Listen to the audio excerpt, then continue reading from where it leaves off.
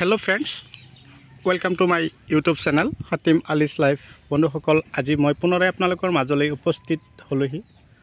আজি মোৰ আলোচ্য বিষয় লোকেল জাতীয় কোমোৰা খেতি।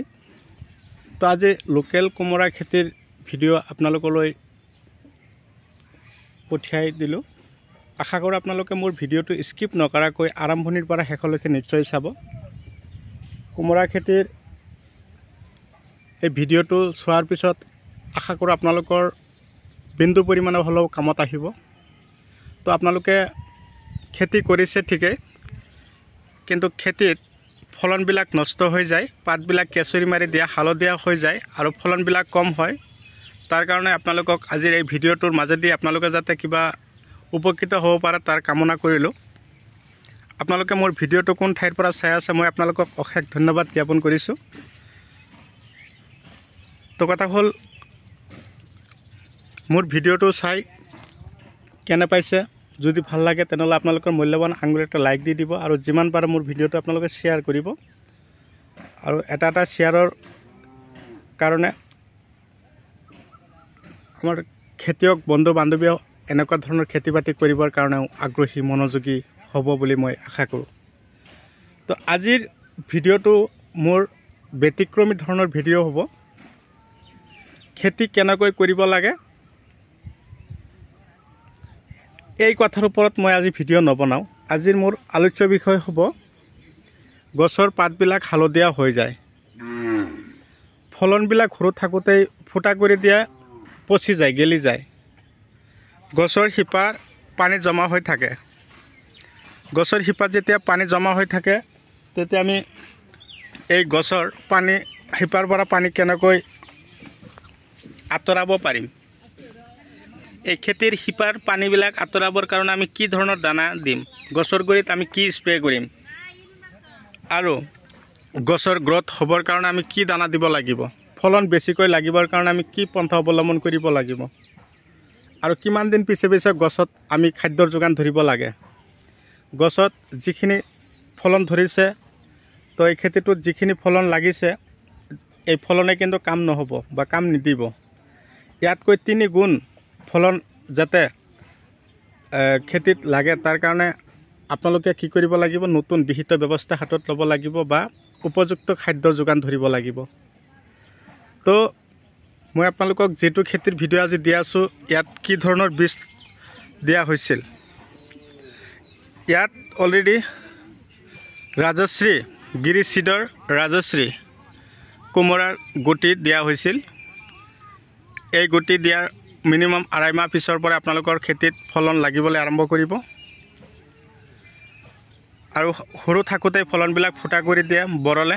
তাৰ কাৰণে আপোনালোকে দাহাত লখন্দি পাতবিলাক হালধীয়া হেতাও পৰা হৈ যায়, পাতবিলাকত ফাংগিচাইড লাগে, লখন্দি দিব আৰু যিমান পাৰে আপোনালোকৰ যদি খেতিত তেনেকুৱা ধৰণৰ বেলেগ ফাংগিচাইডে দেখা দিছে, পোকে পাতবিলাক ফুলাই দিছে, তাৰ কাৰণে আপোনালোকে গ্ৰাচিয়া গডৰেজ এগ্ৰোভেট কোম্পানীৰ গ্ৰাচিয়া ঔষধটো আপোনালোকে পৰাপক্ষত স্প্ৰে কৰিব। আৰু কোমোৰাবিলাক যে ফুটা কৰি থাকে তাৰ কাৰণে আপোনালোকে 5 গ্ৰাম বা আলিকাও স্প্ৰে কৰিব পাৰিব। এনেকুৱা ধৰণৰ কোমোৰাৰ খেতিৰ ভিডিও আপোনালোকে যে চালে বা আপোনালোকেও ইয়াতকৈ বেছি ভালদৰে খেতি কৰিব পৰা হ'ব লাগিব। ধৰক এটা খেতি এটা সময় আমি সময়ৰ লগত কি কৰিব লাগিব, সংগতি মিলাই আগুৱাই যাব লাগিব। এই খেতিটোত বীজ দিয়া হ'ল কমত ধৰক 3 মাহ আগত দিয়া হৈছিল, বৰ্তমান চলি আছে কি মাহ, জুলাই,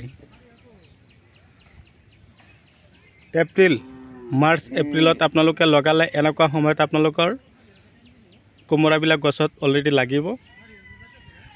আৰু খেতিত যেতিয়া লগাব এটা কথা অৱলম্বন কৰিব লাগিব, খেতিত ফৰাডন সিঁচিব, তাৰ লগতে যদি পাৰে ফাৰ্টাৰ দিব পাৰিব যাতে খেতিত কোনো ধৰণৰ পোকে আক্ৰমণ নকৰে।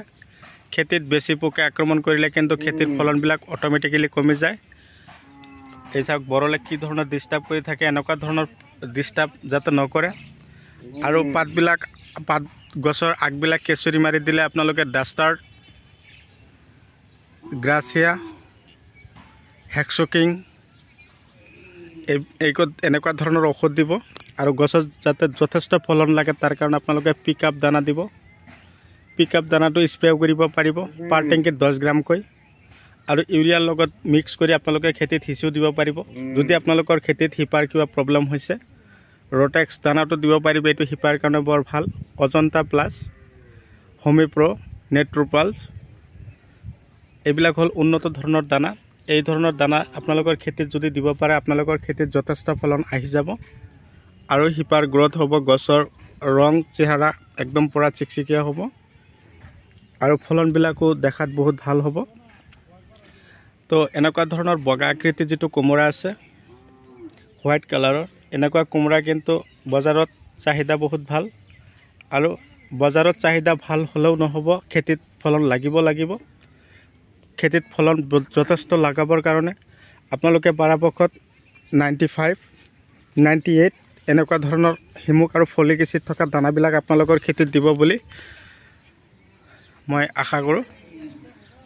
তো কথা হ'ল বন্ধুসকল, এই ধৰণৰ দানা ঔষধ আপোনালোকৰ যদি খেতিত দিবৰ কাৰণে মনোযোগী হৈছে, আপোনালোকৰ ইফালে বিচাৰি পোৱা নাই, তেনেহ'লে আপোনালোকে মোক যোগাযোগ কৰিব।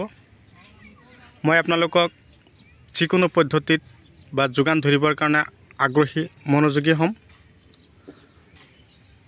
তো আজিৰ এইটো ভিডিঅ'ৰ পিছত আপোনালোকৰ কোনটো খেতিৰ ভিডিঅ' লাগে আপোনালোকে কমেণ্ট কৰি জনাই দিব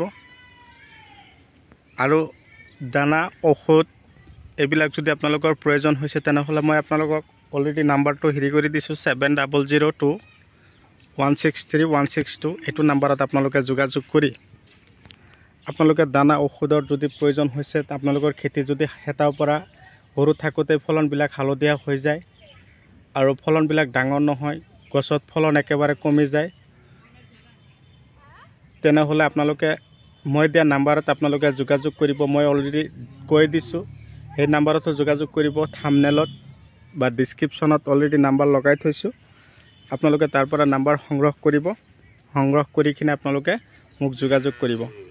কেৱল আপাৰ লয়াৰ আছামৰ ফালে মই কিন্তু বহুত ঔষধ দানাখিনি মই যোগান ধৰি আছোঁ। ইয়াত কিন্তু মোৰ কোনো ধৰণৰ লাভালাভ নাই। এই চাওক, এইটো খেতিত কিন্তু পিকআপ 98 দানা দিয়া হৈছিল, দিয়াৰ ফলত চাওক শিপাবিলাক কি ধুনীয়াকৈ ওলাই আছে। তো এই শিপাৰ সহায়তে গছে খাদ্যৰ যোগান ধৰিব পাৰিছে আৰু গছত যথেষ্ট পৰিমাণে ফলন লাগিছে। তো বন্ধুসকল, মই আৰু এটা কথা আপোনালোকক অৱগত কৰাব বিচাৰিছোঁ, এইটো হ'ল বৰ্তমান যিটো ছিজন আহিছে এইটো কিন্তু আমাৰ ফুলকবি, বন্ধাকবি, ওলকবি, গাজৰৰ ছিজন। এইটো ছিজনত যদি আমি এনেকুৱা ধৰণৰ বন্ধাকবি, ওলকবি, ফুলকবি, গাজৰৰ খেতি কৰিম বা কৰাৰ কাৰণে ইচ্ছুক, তেনেহ'লে আপোনালোকে এনেকুৱা ধৰণৰ গুটি আপোনালোকে পাবৰ কাৰণে মোক যোগাযোগ কৰিব। এতিয়া কিন্তু আমি ভেটি বনাবৰ কাৰণে প্ৰস্তুতি লৈছোঁ, নাৰ্চাৰী বনাম। তো আপোনালোকৰো যদি এনেকুৱা ধৰণৰ খেতি কৰিবৰ কাৰণে মনোযোগী আগ্ৰহী আছে তেনেহ'লে মোক যোগাযোগ কৰিব। তো বন্ধুসকল, মই যিখিনি কথা আপোনালোকৰ লগত আলোচনা কৰিছোঁ এইখিনি কথাৰ ওপৰত ভিত্তি কৰি আপোনালোকেও খেতি কৰক, সফল হওক তাৰে কামনা লৈ আজিৰ এই ভিডিঅ'টো মই এইখিনিতে অন্ত পেলাইছোঁ। পৰৱৰ্তী ভিডিঅ'ত লগ পাম বুলি ধন্যবাদ।